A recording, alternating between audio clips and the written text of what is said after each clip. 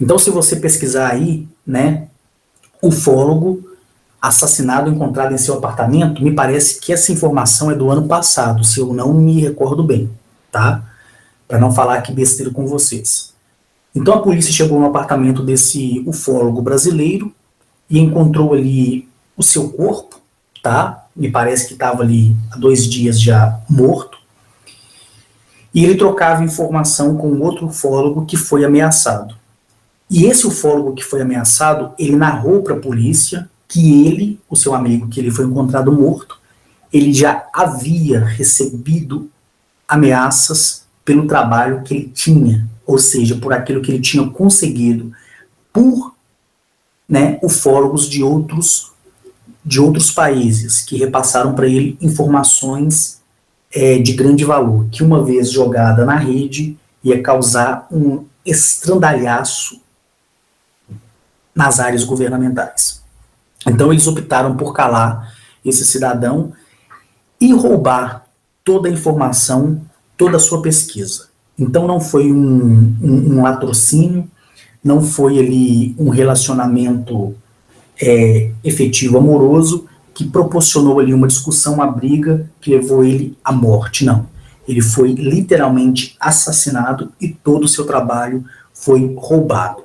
Ao contrário, né, dos ufólogos artificiais no Brasil, que sentem medo, tá? Não por não poderem passar uma informação, mas sentem medo de serem descredibilizados por outrem.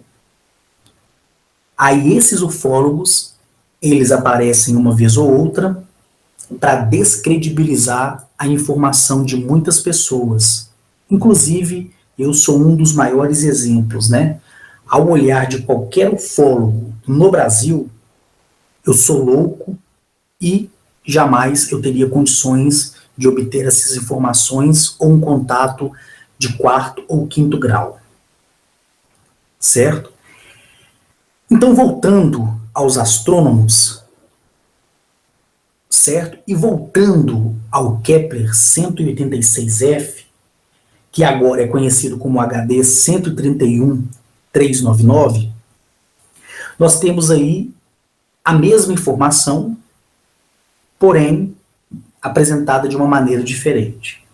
Então, uma vez que os caídos passaram as informações para os astrônomos, né, do mundo oculto, onde se trabalha na astronomia proibida, assim como tem a arqueologia proibida, existe aí a astronomia proibida.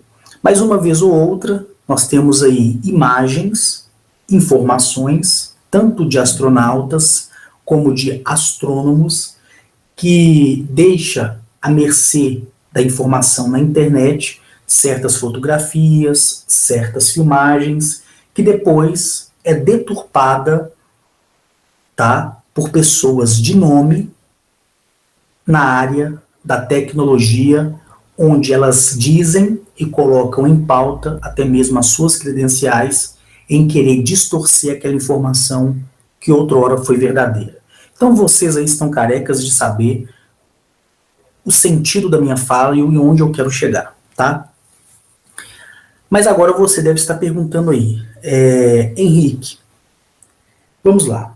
Você está dizendo, né, que o planeta Kepler, ele foi batizado como Kepler porque sabemos que se trata do sobrenome de um astrônomo alemão, e nós sabemos que essa sonda Kepler é o sobrenome desse astrônomo alemão, correto? E você nos falou que 186F, ou 440F, ou 187F, ou 100F, é uma marca a ser registrada pelo corpo planetário encontrado, correto? Correto. Mas então, diga para nós, qual é o nome verdadeiro do Kepler 186F? Na verdade, o Kepler 186F, ele se chama Tari Tales, tá? Tari Tales. E como é esse corpo planetário Taritalis? Esse corpo planetário Taritalis, ele é aquele que acabamos de ler, que é conhecido também como o HD 131399.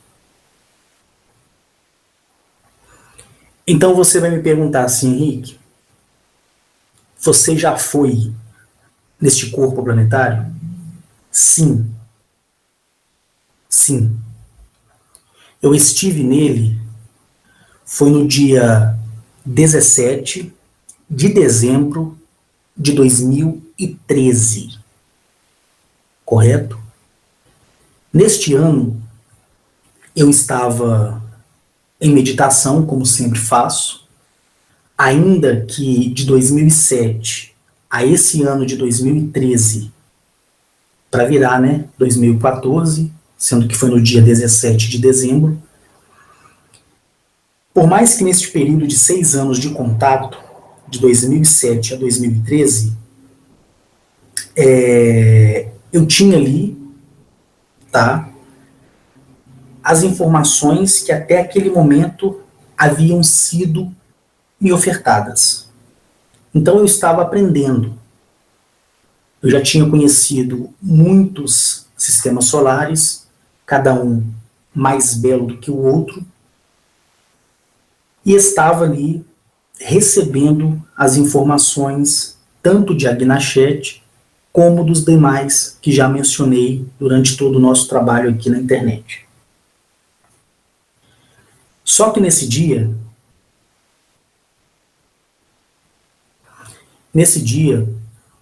que foi o dia 17 de dezembro do ano de 2013, praticamente 6 anos depois, onde eu tive ali o meu primeiro contato, que foi na Serra do Canastra, que foi ali no ano de 2007, conforme todos vocês já sabem. Eu tive um dia normal, como qualquer outra pessoa, fiz os meus afazeres e me despertou no coração de ir para o interior. Eu paguei as contas, né, que iam vencer uns 10 dias à frente, deixei tudo pago, havia falado para a pessoa que limpa o apartamento que eu iria viajar e que naqueles dias ela não precisava comparecer para nada. E que um dia antes ela deveria comparecer somente para preparar, né, a minha chegada ali. Então eu viajei para o interior, fui tranquilo, tal, aquela coisa toda. Quando eu cheguei lá em casa, eu senti alguma coisa diferente. Eu senti que alguma coisa de novo, ou seja, uma novidade, ela ia acontecer, como de fato aconteceu. Então eu cheguei, arrumei as minhas coisas, fiz ali o meu café, né? Pedi a Ana que assasse uns pães de queijo e que fizesse para mim uma broa de fubá que só ela sabe fazer, que é uma broa de fubá misturada com rapadura. E fica muito bom. Não fica aquela coisa seca, né? Porque uma broa de fubá mal feita, ela fica seca, correto? Então, naquele período ali que eu estava já em estado de relaxamento, né? Porque tinha acabado de chegar, tomado um banho, guardado as minhas coisas, feito um café. Eu estava esperando ali o pão de queijo assar, e enquanto o pão de queijo assava, eu estava batendo papo com ela, sabendo como é que andavam as coisas ali. Foi quando eu comecei a sentir uma presença diferente, né? E tudo ali à minha volta começou a fazer mais sentido, ou seja, você começa a ter uma percepção melhor. É como se você estivesse ingerindo álcool e você, antes de chegar à tontura, você começasse a ver tudo com mais claridade. Então, quando você bebe bebida alcoólica e você começa a entrar no estágio de embriaguez, você começa a ver tudo mais claro. A sua percepção, ela muda, certo? Mas você não consegue acompanhar aquela percepção. Por isso que há a tontura. Então, para corroborar com a minha informação aqui, para você entender onde eu quero chegar, a minha percepção ali começou a mudar. Então, se eu olhasse para uma xícara ou para uma pessoa, eu começava a ver ela de uma maneira diferente, certo? Então, essas reações, elas passaram a me acompanhar de 2007 para cá, correto? E naquele dia, no dia 17 de dezembro daquele ano de 2013, ali onde eu estava, né, no interior, na fazenda, eu comecei a perceber. Então eu entendia que haveria ali a necessidade de um contato, porque alguém estava me chamando. Só que a percepção da presença de Agnachete é uma, a percepção da presença de Atilio, de Arneturiel, de Zamaniel, de Mereconoab, de Acá é outra.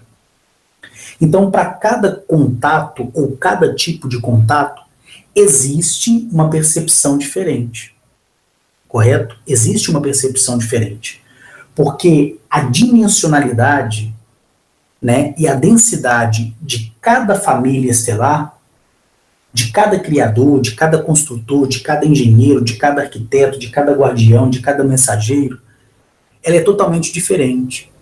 Seja o que está na quinta dimensão e densidade, como aquele que está na milésima dimensão e densidade. Então, cada um vai tratar, junto ao seu fragmento, que se chama centelha, com uma dosagem diferente, te proporcionando ali uma percepção diferente.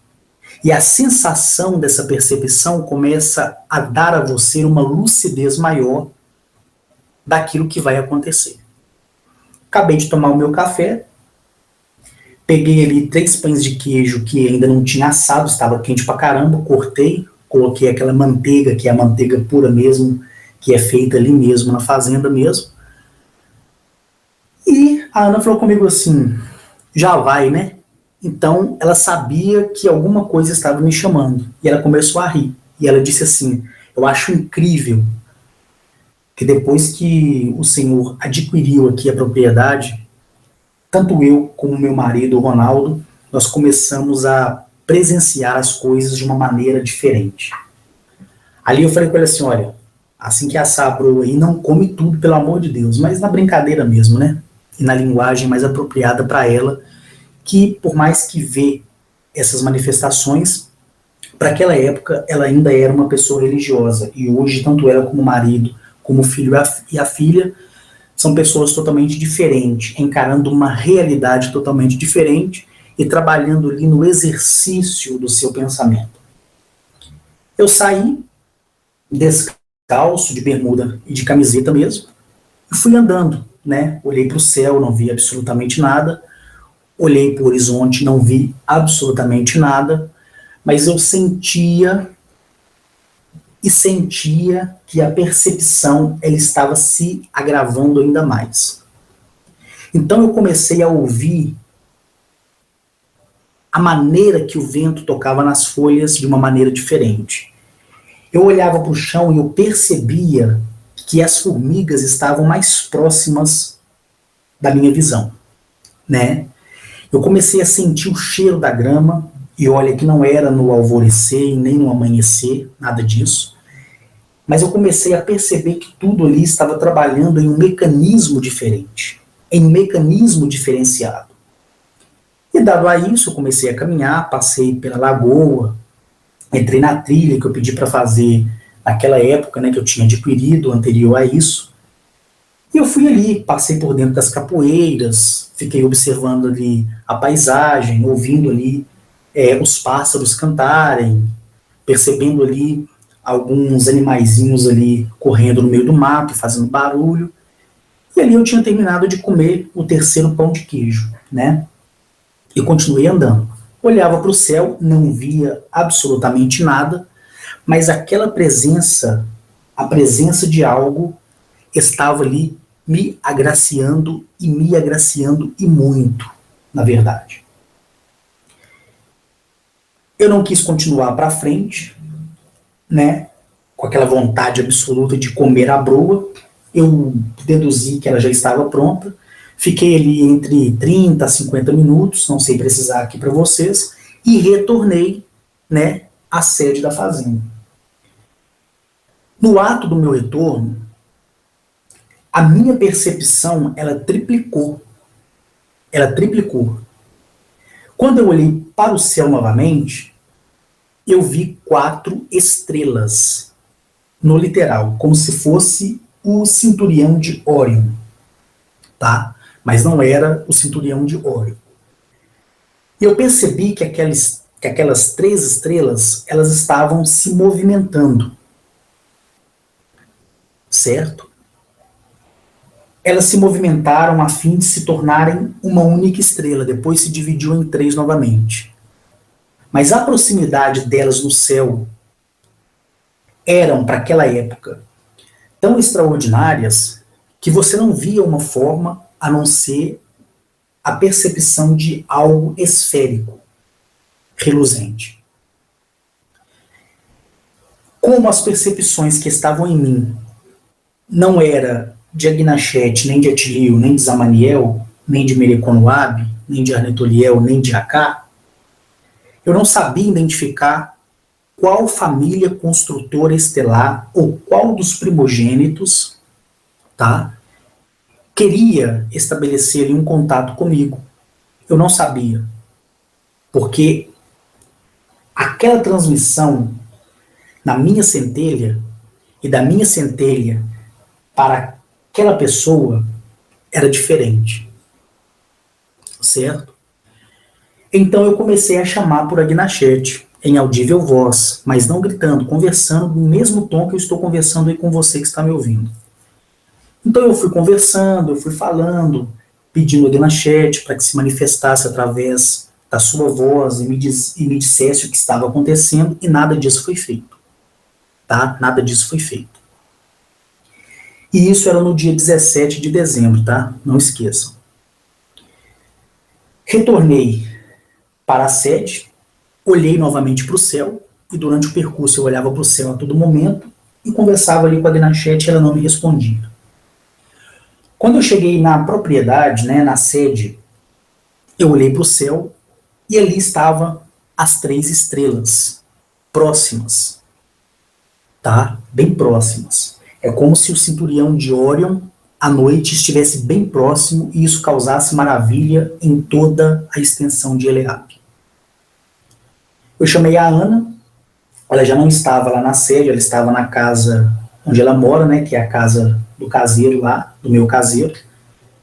Eu fui até a casa dela, ela falou assim, olha, Carlos, a broa lá está pronta, pode comer à vontade, e eu acredito ainda que esteja quente, porque você gosta de comer as coisas quentes, né? E eu falei assim, Ana, olha para o céu aí, o que você está vendo? Porque eu achei que se tratava de uma visão que era só minha, mas não era. Ela olhou para o céu e ela falou assim, meu pai, eu acabei de te dizer, acabei de falar para você que quando o Senhor veio morar aqui, as manifestações, elas se tornaram diferentes. E aquilo ali é 3 estrelas próximas. Aquilo ali é disco voador? Eu falei com ela assim, eu não sei o que é, mas que é bonito é, né? E ali ela concordou comigo. Ela ali, como o marido dela, a filha dela e o filho dela, sentiu medo, como qualquer outra pessoa ali que estivesse comigo, que não estivesse ali no habitat do conhecimento que eu estava tendo de 2007 até aquela data de 2013, e de lá para cá continuando da mesma forma, a pessoa que estivesse ali comigo sentiria também medo, porque até mesmo eu, acostumado, entre aspas, estava sentindo um pouco de temor, um pouco de medo. E ali, eu fui para dentro da casa, parti a broa lá, comi, a broa estava morna, né? Não estava tão quente, mas estava boa do mesmo jeito. E fui tomando café, tomando café, tomando café. E eu gosto de tomar café sem açúcar, sem adoçante, sem nada. Eu gosto do café preto, forte e sem açúcar. Tá? Sem açúcar. E ali, eu, após tomar esse café e comer essa broa, eu fiquei pensando. E aquela percepção ainda visível dentro de mim. E eu percebia as coisas à minha volta de uma maneira diferente. Então, dentro da minha mente, prestem atenção, não foi em audível voz por fora, mas foi em audível voz por dentro. Alguém, naquele momento, tinha dito para mim assim: nós queremos estabelecer contato com você. Só que sabemos que você já viu muitas coisas, principalmente na base lunar e principalmente na federação. Só que nós queremos nos aproximar de você de uma maneira diferente, porque queremos o contato com você. Só que a maneira que eles falam comigo é uma maneira totalmente diferente. Eu estou aqui trazendo uma alusão de como foi o diálogo ali naquele momento telepático, né? Eu me lembro que eu disse, né, que eles poderiam aparecer, ou que a pessoa ali poderia aparecer, independente do que fosse. E foi aí que eu tive uma surpresa. Por quê? Porque eu saí novamente da casa, andei no pasto até o alto do morro, e ali eu fiquei olhando para as 3 estrelas no céu, que até o presente momento eu não sabia do que se tratava, se era uma sonda, se era uma nave, não sabia, né? Ou se era algum tipo de equipamento tecnológico colocado ali no nosso sistema solar, eu não sabia naquele momento. Então eu fiquei ali sentado no alto do morro quando eu subi, as vacas que estavam perto de mim começou a descer, e eu achei aquilo muito estranho, e eu comecei a sentir uma pressão no meu corpo. É como se 2 pessoas estivessem coladas com seu ombro, no meu ombro aqui, me apertando, tá? Mas nada que viesse me machucar. Era só um envolvimento, para você me entender. Dado a isso aí, uma das 3 estrelas desceu. Desceu e desceu atrás de uma capoeira, né? E para mim chegar naquela capoeira, se eu fosse a pé, demoraria ali uns 30 minutos, até 1 hora, tá? Porque no pasto tem muito cupim, muito cupinzeiro que fala, né? E ali ele dificultar os meus passos, e na época lá, o antigo dono, ele tinha feito o pasto, então ficou muito tronco de árvore, então tinha ali uma certa dificuldade para caminhar a pé. Então o que eu teria que fazer? Eu teria que voltar, ir pelo caminho que eu tinha ido a primeira vez e não consegui estabelecer um contato, e por lá eu entrar à minha direita, né? Falando assim, até parece que vocês já foram lá, mas eu entrando à minha direita, eu sairia na parte de trás desse morro, onde tem uma segunda lagoa, né? Porque lá, graças aos criadores, é cheio de nascentes, né? Cheio de fontes. E eu fiz isso aí, né? Eu fiz isso aí. E fui a pé. Fui a pé. Quando eu cheguei, não sei quanto tempo eu levei, mas quando eu cheguei e eu andei um bocado, eu fui me aproximando ali dessa área de mata, que nós chamamos de capoeira, né? E eu percebi muita luz, uma luz muito intensa. E essa luz ela estava pulsando, pulsando. Quando eu me aproximava, com medo, aí você deve dizer assim, poxa Henrique, mas tinha 6 anos que você mantinha contato, via muitas coisas, como ainda você sentia medo? Porque todos nós temos um temor, nós temos um medo, porque nós não sabemos do que se trata. Mas eu sabia ali que a garantia, né, de Agnachete e do que foi estabelecido ali na federação diante dos 500, que eu comecei a revelar para vocês nos últimos vídeos, né, onde eu comecei a trazer uma linguagem diferente, né. Outra hora eu falei irmão das estrelas, depois eu falei que são os construtores, agora vocês entendem que esses construtores são os primogênitos. Então, de pouco a pouco, a gente vai amadurecendo no sentido da palavra, né? E agora vocês que já me acompanham desde o primeiro vídeo até esse 136, vocês já estão amadurecidos, então vocês entendem a etapa, né, de como se evolui um diálogo. Então, você começa a entender as adaptações verbais para que possa ter uma compreensão maior. Mas desde 2007 até 2009, o sentido da palavra de primogênito, construtor, mensageiro, guardião, ceifador, né, engenheiro, tudo isso já tinha sido me falado, porque tudo isso já é pré-estabelecido em determinadas famílias estelares, onde cada um ali tem o exercício da sua função, conforme mencionado. Então ali eu percebia, né, o pulsar daquela luz, daquela energia muito forte, mas muito forte mesmo. Quando eu ia me aproximando, eu comecei a sentir aquele cheiro de canela. É como se você pegasse a canela e torrasse ela na panela e ela desse aquela essência, né? Transmitisse ali aquela essência. E ali eu fui sentindo aquele aroma, mas um aroma adocicado, um aroma leve, de canela. E eu fui aproximando. Então, quando eu aproximei, eu vi que aquela luz, a princípio, poderia ser, né? Poderia ser, em outras palavras, a luz da nave espacial. Só que quando eu cheguei perto, eu fui envolvido pelaquela luz. Envolvido literalmente. E por ser envolvido, eu entrei dentro daquela luz. Então o que acontece? Dentro dela se tornou mais claro no sentido de eu poder ver quem estava estabelecendo um contato comigo. E foi aí que eu tive o prazer de conhecer, né, essa família estelar.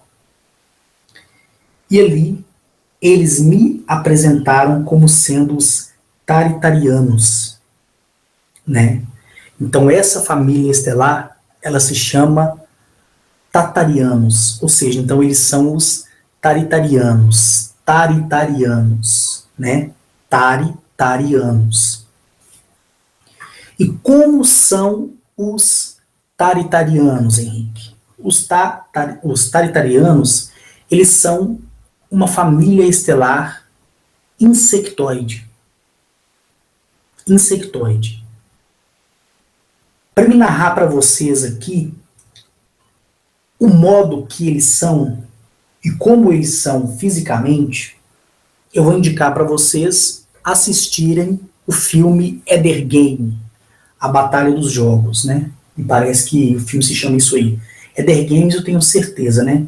A Batalha dos Jogos, né? Ou a Batalha dos Mundos, não me recordo muito bem. Aí você pesquisa e veja se você não viu.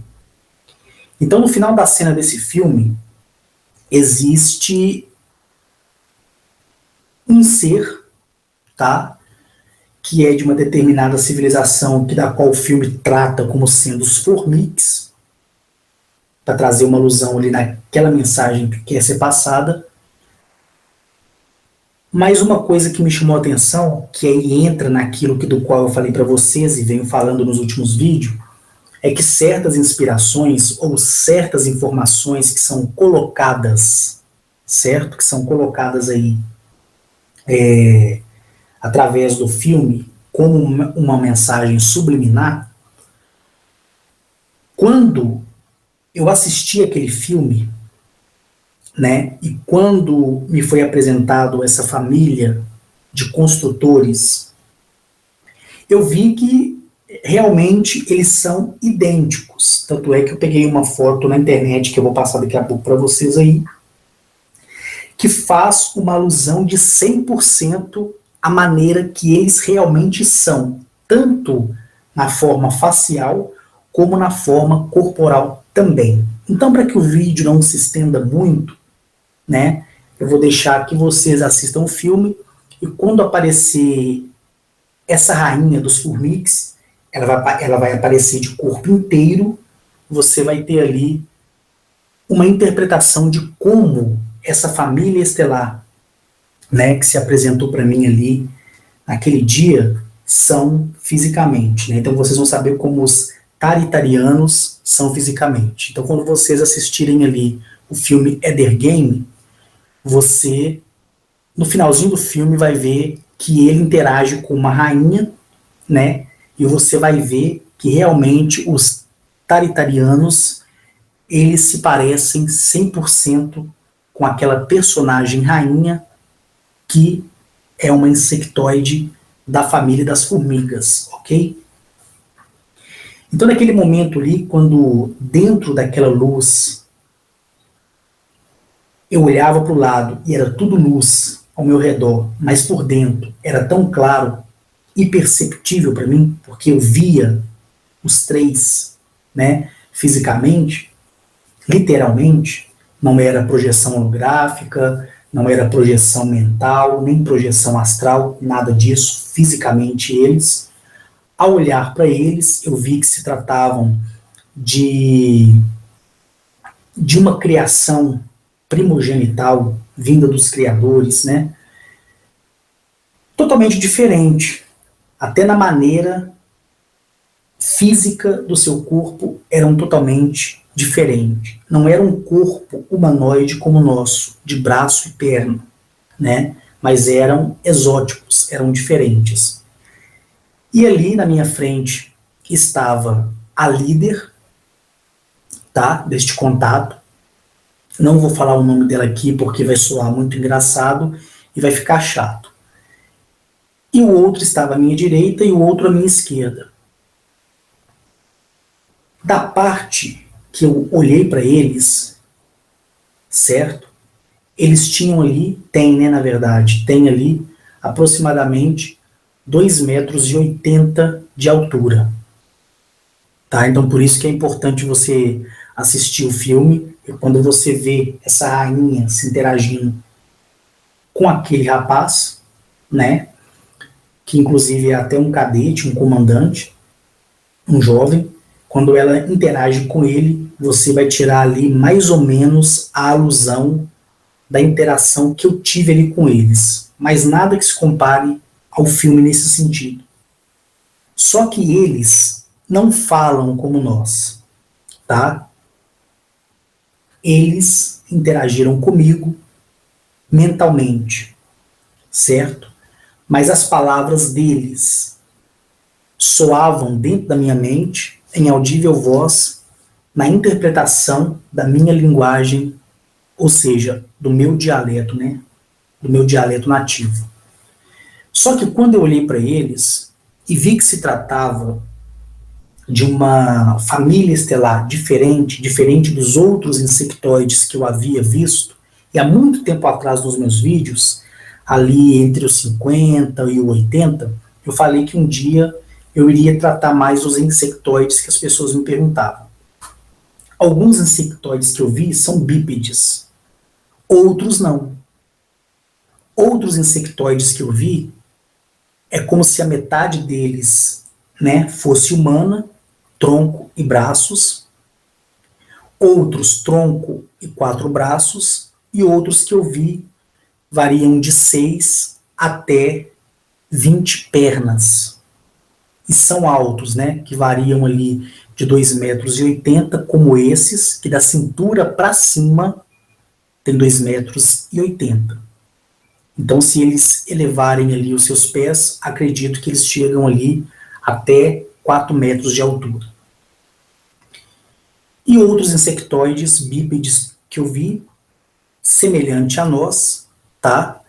Outros que são semelhantes a gafanhoto, outros que são semelhantes a louva-a-Deus, outros que são semelhantes ao bicho-pau, outros que são semelhantes a besouro, outros que são semelhantes a cigarra, mas que são, tá, numa proporção humanoide que propicia os traços desses insetos que aqui existem em nossa fauna, ok?